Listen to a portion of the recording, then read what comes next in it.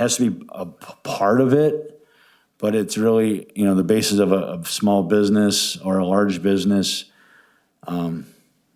getting set and, doing what they set up their business and whatever it may be, if it's widgets or whatever, they've got their business plan, but obviously I think there's gonna be some governmental assistance, maybe some governmental, I don't know what word I'm looking for here, but integration. But I think majority of it needs to be on the business end. But there's always that governmental need maybe for the land or, what's it zoned for or whatever. But I think it's more on the business itself. And Chris? Yeah, thank you. Obviously, when government gets involved trying to support and nurture businesses, it needs to be done in a very careful way. My entire time on council, I was a huge advocate of revolving loans and other loans that were provided at very low interest, sometimes even zero interest, to encourage development. But I was always insistent that it had to be a loan. And the reason I insist upon that is because every time the government helps a business like that, they're doing it with your tax dollars. And those tax dollars need to come back for their next use. Otherwise, government is now getting involved and picking winners and losers, and you don't want that. You don't want government to say to one person, here's some money for you, and to the next person, no, you can't have it, if what you're really trying to do is help everybody equally. That was a good building and they were able to renovate it within, but obviously. Or each local governing body what to do.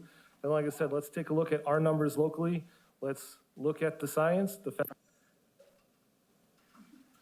Well, I don't know was what. jumping in before you even knew. We're good now, I think. Okay, can I wrap?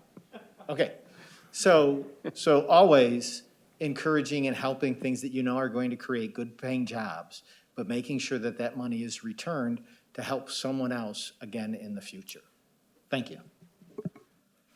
All right. Anytime a business comes to the city saying they want to expand here or they want to move here, the first question I always have in the back of my mind, and my mission basically throughout that entire process, is how does it benefit the entire community? Not just that business, but how will it benefit the entire community? And that is where I believe there is a role in local government for helping incentivize current business growth or attracting new businesses to come to Manitowoc. Look, in a perfect world, no city would have to incentivize any business, and businesses would just move to wherever they thought was best for their purposes, wouldn't have to give any tax dollars away. That's not a perfect world we live in, because every city, every community has some type of tax incentive for a business to move there, and it's a plethora of different ways, from free land to cash grants. So we can't be naive to the fact that we also have to be competitive when we want to grow our business climate. So I do support providing incentives to businesses, because quite frankly, there are some that we worked with locally and some that we tried to attract from the outside that frankly would not have built here or expanded here or come here if not for some type of incentive, because they could have gotten it in Sheboygan or Green Bay or Appleton because they were offering it. I support TIF districts, I support incentives, I support, even though it's not necessarily direct, I support places like Progress Lakeshore that help businesses, even though there's tax dollars involved and private. That's a good partnership, public-private partnership. And even down to the nitty-gritty, facade grants for downtown. That's a grant for a private business, but without it, we wouldn't see old historic buildings renovated, because a lot of times small businesses can't afford $100,000 to redo their facade just to look pretty. But back to my mission, how does it benefit the entire community? Because we're seeing a lot of these buildings become better aesthetically pleasing, we're having a better downtown. People are appreciating downtown a little more. So I support I support the role of government funding private businesses in those ways. Okay, Michael? All right, I as well support, well, first off, I think that the city should provide the infrastructure for businesses and in personal to be successful. So with that, when it comes to supporting or helping businesses out, if there is a program that we have, we should assist businesses take advantage of existing programs, assuming we can fiscally be responsible with those programs, kind of like how Chris Abel said with that part of it. But we should encourage that, and if we do have to work with a business, if they're, on the fence per se about coming here or not coming here, and we can provide some sort of incentive for them, as long as it's fiscally responsible, we should be promoting that as well. On the national scale, I keep on taking a look back on it, the big Amazon warehouse or corporate headquarters, New York lost that, and it went to DC. Now imagine that area where it went, if they would have been able to go and work with them and bring it, how many more people would go into that city and transform that specific area of the city? I don't think we ever want to get into the business of dissuading businesses from coming here if we can prevent it. Thank you. And Tim? I guess I'll just answer that question directly, because the question was, I believe, what is the government's role in it? Plain and simple. Let's get people here. Let's get these businesses in here, whether it be through incentives, through grants, loans, it doesn't matter. Let's get these good paying jobs to Manitowoc. Once they're here, let them run it. Let them run it how they would run their business, and let them see fit, and we'll sit back and watch Manitowoc grow. Thank you.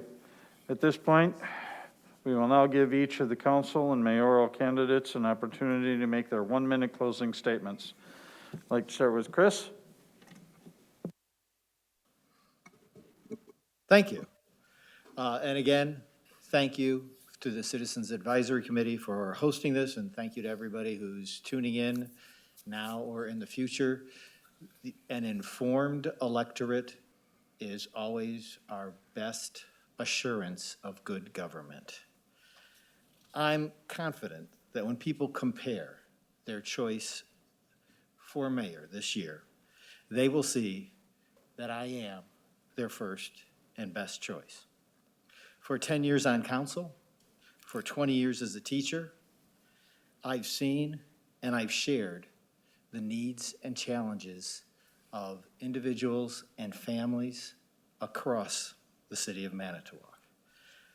I can assure you that I will be keeping you in mind as I administrate the city, always thinking of how each decision affects the many different people and the many different lives here. So I want you to remember these promises, because I promise you A, access and accountability. I promise you B, better roads and better budgets. I promise you L, long-term plans for long-term problems. And I promise you E, efficient, effective, and enforceable laws. ABLE, my whole platform in my name. I thank you for your consideration, and I look forward to your support. Thank you. And thank you also to the Citizen Advisory Committee for hosting this this evening, and to everyone who's at home watching. I said I would talk about Mayoral. I'm not going to use my minute to finish that up, but give me a call if you want to chat about Mayoral, because there is a lot that is actually happening on that site, from Boys and Girls Club to environmental remediation, the structural analysis. So I could talk about that with you for a while. Give me a call, stop in my headquarters, we'll talk about Mayoral. But today I appreciate the opportunity to share the differences between the mayoral candidates, because I truly believe that there are two different courses we could take as a community with the choices you have. And at the end of the day, it is your choice. I hope that over the last few years, I have shown you that you can trust me, and that I have proven my leadership to you, whether that be balancing the city's budget, lowering our debt, increasing our reserves, getting a better bond rating, economic development, and incentivizing businesses like Ammo and Lakeside Foods and Kona Cranes to grow and develop here, increasing our manufacturing base, to looking forward, I believe I'm the candidate that has a continued vision for our community. There's a lot of excitement in the community right now about a lot of great things, and it's not just downtown, and it's not just, one business. It's community-wide. You look at the community and the growth and development we're seeing on the northeast side all the way to the southwest in the industrial park.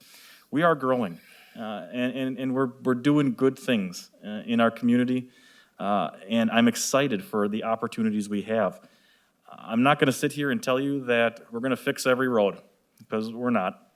But I will tell you that I can show you that we can spend $20 million over the next 4 years on roads.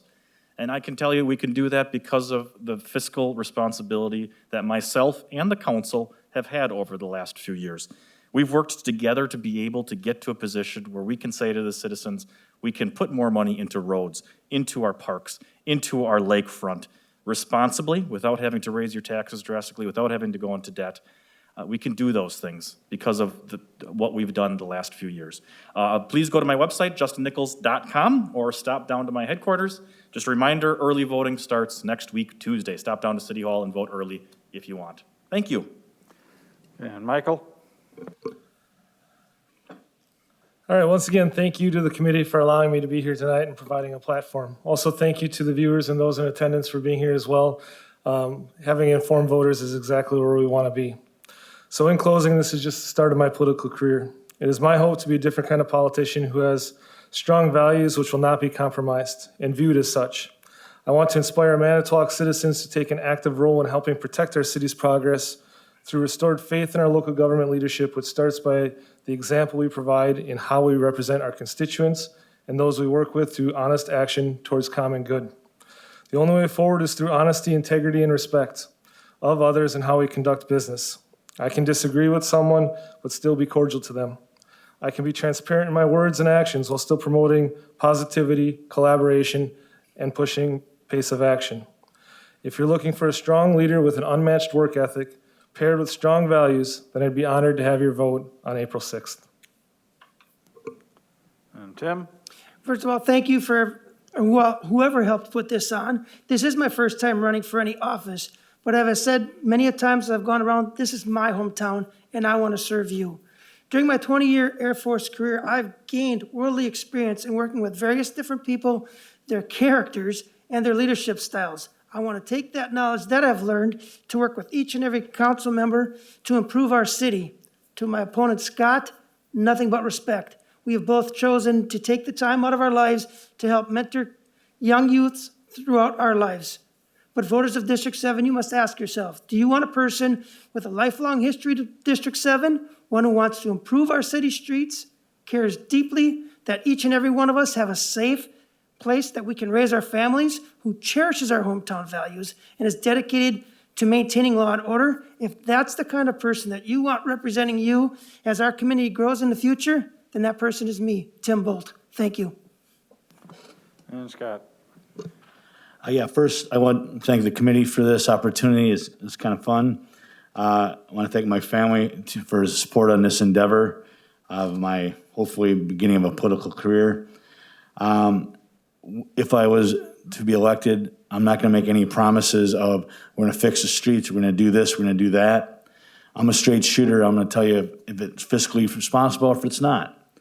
And I do have our wrestling community, especially my room, it's not good enough. It is, I should say, good enough is not good enough.